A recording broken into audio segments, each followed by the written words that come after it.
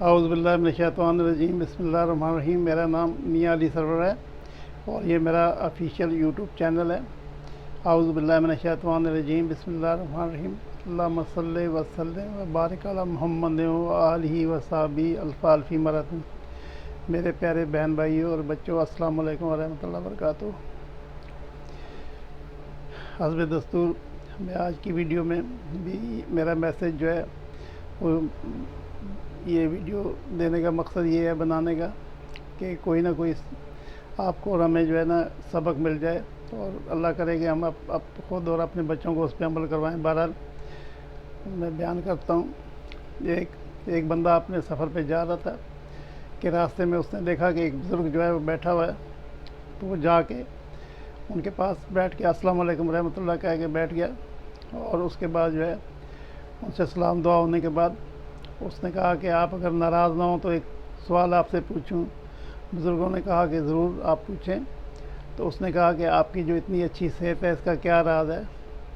تو انہوں نے یہ کہا کہ بھائی میں بیمار کبھی بھی نہیں ہوا۔ تو اس نے یہ کہا کہ آپ کی عمر کتنی ہے؟ تو وہ کہنے لگے میری عمر 95 ایئرز ہے، اور میری والدہ جو ہے 105 سال کی ہو کے اللہ کے پاس گئی ہیں۔ تو اس نے کہا کچھ آپ ہمیں بھی بتائیں اس کے بارے میں کہ صحت کا راز کیا ہے۔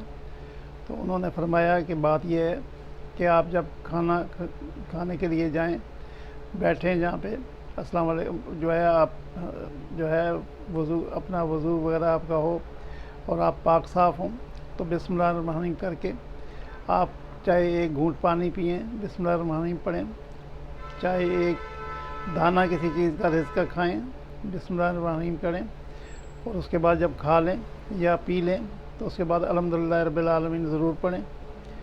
تو ایک تو یہ سب سے بڑی بات ہے۔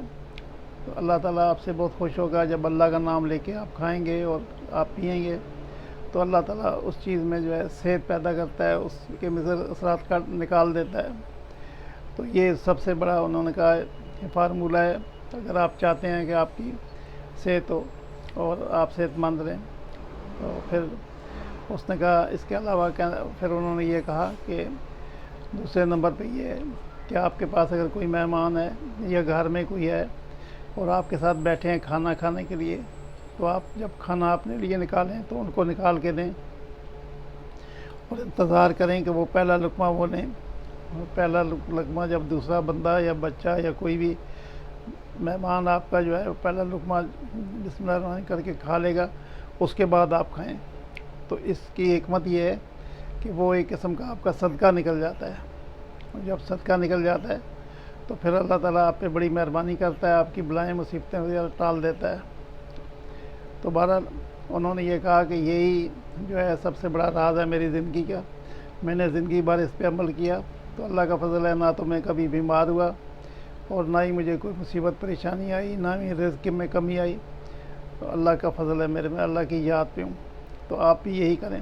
تو اس نے بہت شکریہ ان کا ادا کیا۔ اس نے کہا کہ آپ نے مجھے میری زندگی کو آسان کر دیا ہے۔